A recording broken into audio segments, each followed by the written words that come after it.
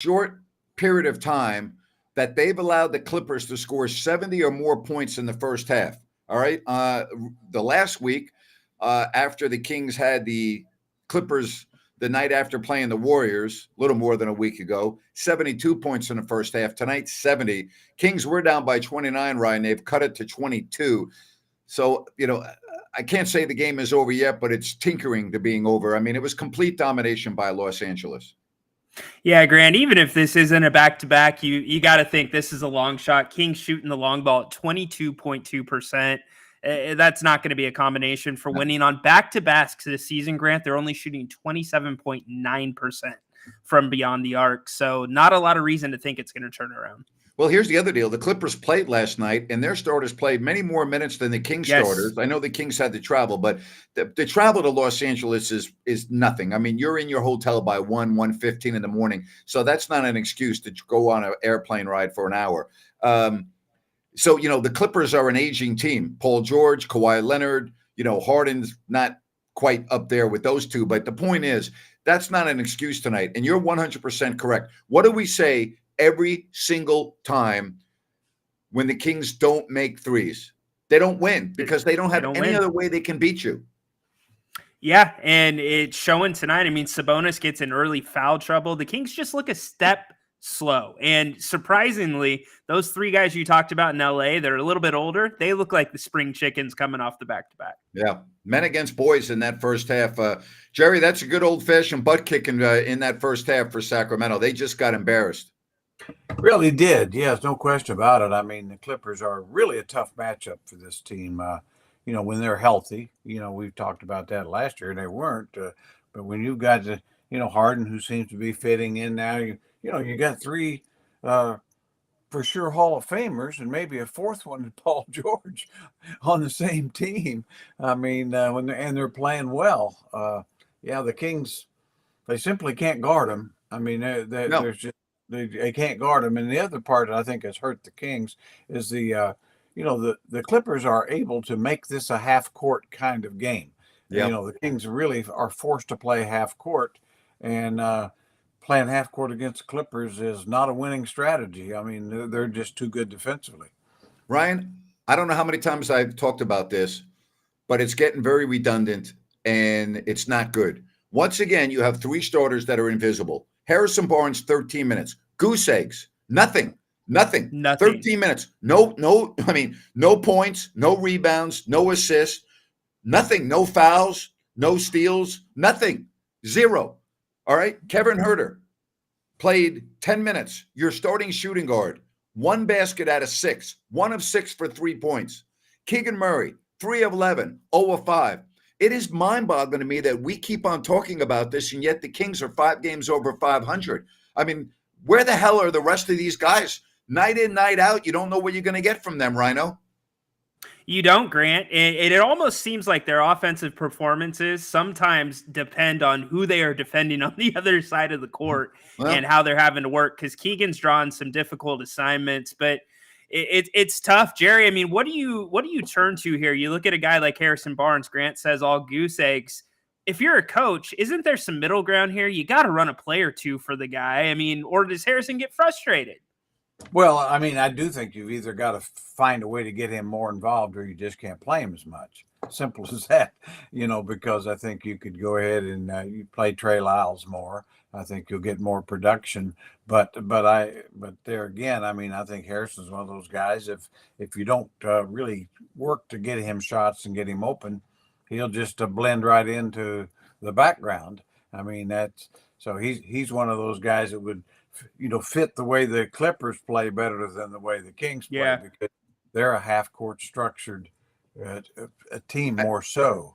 But Grant's point is totally right, is that, you're not going to win, as much as you want to win when 3 key guys you can't count on. Now, I think Keegan basically is a guy you can count on. He's not maybe making them tonight, but he's trying to play defense. He's defending and rebounding. I mean, the bad part is you need him to be your third best player, and really he's not, because Monk is. and so your third best player really shouldn't be coming off the bench, but that's the reality also, I think. Okay, let's talk about the Mm. bench right now because the bench did nothing in that first half. I mean, when Monk only scores 2 points and Lyles only has 1 point, Sasha, he didn't play a lot. But the point is, very difficult to win when your starters are that inconsistent. And listen, I'm giving Monk a pass. He's been tremendous this year, and he could end up with 20 points in the second half. That's the type of player he is. Jerry, I want to get back to a point you just made. We always talk about the importance of a sixth man, and I think we can all agree Malik Monk is that man for Sacramento, and I think he's one of the leading candidates for sixth man of the year. There are teams in the past. There are many teams that we can name. All right, Manu Ginobili for the Spurs. He was one of their best players. He didn't start. All right, and there are players like that. At some point, though, okay, and again, I know they're 13-8, so I don't want to blow this out of proportion, but you'd like to see him in the starting lineup, Jerry? Well, I wouldn't say, yeah, I mean, I think you got to play him 30 some minutes. However you get to that, I don't really care. I mean, I'd even go back to the years with Bobby Jackson. I think he was certainly one of the 5 best players. He just didn't start. Right. But when you counted defense and just energy and effort and how he changed games, and I think Monk is a lot the same way. And he was on the floor at the end of games a lot, Bobby. Exactly. Similarly, the way Monk is on the floor at the end of games. Yeah. So that's the big thing. I mean, now I can see where, if it were me, probably I'd make sure that he gets more consistent minutes early, things like that. I mean, I think he needs to be a 30-minute guy for as opposed to maybe a 22, 24-minute player, and or even more than that, because to me, you got to kind of look at him the same way you look at Fox and Sabonis. He, generally speaking, like you said, he hadn't been good, but he's a game changer. And how many game changers do you see out there? All right, some final score predictions. I got the Clippers winning this one 127-106. And I think if this game is out of control in the fourth quarter, the reason why I don't think the Clippers will get to 130 is they'll pull their guys. They played 40 minutes last night. And so I don't see the Kings winning this game tonight. Jerry hit it right on. This is not a good team to match up against for Sacramento. The matchups are not good for the Kings. And you're in a 22-point hole. I don't think you're making that up on the road against this team, guys. I really don't. Well, I think it's going to be. I don't see how they do it. I mean, to be honest, I mean, you look at Kawhi Leonard. He clearly is just the best player on the floor right now. Yeah. And I don't know who can guard him. I don't know anybody in the league for sure can guard him. I mean, Yep. He's won 2 championships for a reason. And he's played every game this year. I give the guy credit. He's answered the bell this year, every game. If you're in the West, be very, very scared and afraid, because if this team stays healthy, they are a serious contender. Wow. Yeah, I'm with you guys, Jerry. You hit the nail on the head. I talked on the pregame show about the Kings and the Clippers last year. We thought the Clippers were a favorable matchup. Well, guess what? Their starters didn't play that much last year. We saw what happened in the barn burner in November. So I think Grant's spot on too about the score. I think it's going to be under 130. Clippers 129, Kings 107. Yeah. Yeah, I would think the same thing. I mean, I'm seeing about 127 to 112 or something, Yep. and meaningless stats. I'm afraid. A lot of times, but unless the Kings come out on an amazing run here in the third quarter, so you'll know if there's any chance to really cut into this and have a game in the first 3 or 4 minutes. Denver won. Nikola Jokic got ejected in that game. I don't know if you all were watching that. I don't understand why he got ejected in that game. The Lakers and the Mavs played a thrilling game, 127-125, Dallas. And Golden State is leading in the third over Phoenix 70-66. I'm not watching that game, but I just was notified on the screen here that Draymond Green got ejected. Shocking, if that's true. Shocker. What in the world? Are they picking on him again? And, I did watch the Dallas Lakers game, and I mean, it was a great game. I mean, really. And without Dallas, Kyrie Irving. Without Kyrie Kyrie Irving. Irving. Tim Hardaway Jr. And Grant, you'd remember this guy. Dante Exum was a fifth or sixth pick out years ago with Utah. Kind of flamed out, was a bust. Played in Australia for a little. He's back. He was great.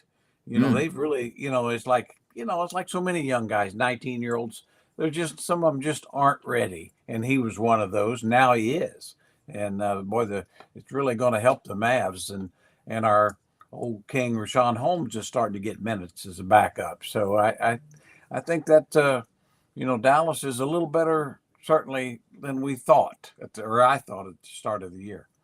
Well, I think that's true of some other teams in the West that I thought Sacramento would be better than. Now, again, we're not to Christmas yet, so I don't want to blow this out of proportion.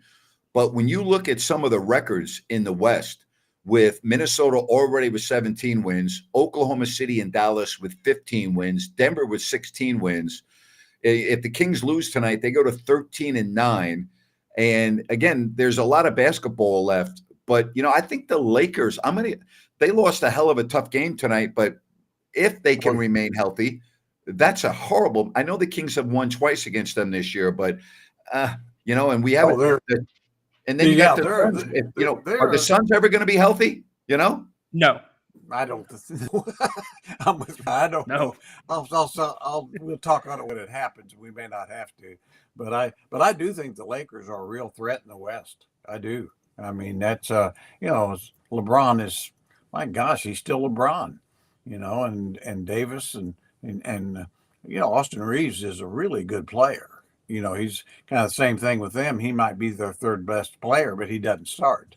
So yeah, but we talked about before. I think that, you can win 43, 44 games and not make the top 8. That's for sure. Yep. Yeah, this will go be one of those years where, maybe 48 wins like the Kings had last year. If they could get that again, that 6th would be about the best you could hope for with 48 wins, I think. Yeah, because we, got New Orleans, who the Kings have already lost to 3 times. You got Golden State, again, when they're healthy, they're no chopped liver. And even, Houston, as the Kings found out earlier in the year, they're no layup anymore. They're 11-9. I think in a nutshell, the West is so much stronger this year than it was last year. And the biggest reason that I can point to are, 2 things: the emergence of Oklahoma City and Minnesota, who figured it out, and the fact that there aren't a lot of injuries in the West this year, which we had last year. Yeah, that's, both of those things are true. I mean, because Minnesota was a decent team, but they had all those injuries. Now they're a really good team. Of course, the Pelicans beat them last night. So, again, the Pelicans, when they're healthy, they're right there. But I think that, the real sleeper of the season probably, I think, going to be Oklahoma City. I like that team. They're in every game. And so those are teams that were below the Kings. But then conversely, you got teams like the Warriors. I mean, right now, truthfully, other than San Antonio and Utah, Portland and Memphis, and Utah, I mean, and Memphis is probably they're going to get better, winning some games. They'll get better. I don't know if they can make a run at anything, but they'll get better. And sadly for the Kings, you're going to be playing them probably, when they are better. I've been on Oklahoma City's train for a year now. I've been talking about Oklahoma City for a year, that they're going to be a team that you're going to have to contend with in the West for many years to come. Jerry, really appreciate it as always. And I'll look forward to talking to you tomorrow right here at 4 p.m. Yeah, I can't wait. And you guys, I know you're going to have to come up with something positive to talk about after the game. Good luck. I'm gonna talk about Tommy Cutlets. I'm gonna be talking about Tommy DeVito at 4 o'clock tomorrow. Tommy DeVito, yes, yeah, why not? I mean, man, all these backup quarterbacks becoming coming the best, So good for them. Hey, yeah. Miracle for the Giants. Maybe there's a miracle still ahead, but it'd take a miracle here in the second half. But why not? Well, it's a miracle that you and I are still working somehow, some way. So even though we're on this, that's a miracle. Well, I was gonna say every morning I wake up and kind of, at least it feels like a miracle after the second cup of coffee. But till then, it don't even feel like a miracle. All right, Jerry. See you tomorrow. See you guys. All right, Jerry. Rhino, we'll see what happens. But we'll be here nevertheless in a little more than an hour from now on the post-game show. Yeah. Hey, stay close to your phone. I think you might be getting a call from Commissioner Silver. You didn't credit his load management rules for the Western Conference being strong. So stick by the phone. All right. Take care, buddy. I'll talk to you in an hour. Bud. All right, see you. All right, everyone, enjoy the second half if possible. You never know. Hey, it's the NBA, right? You never know.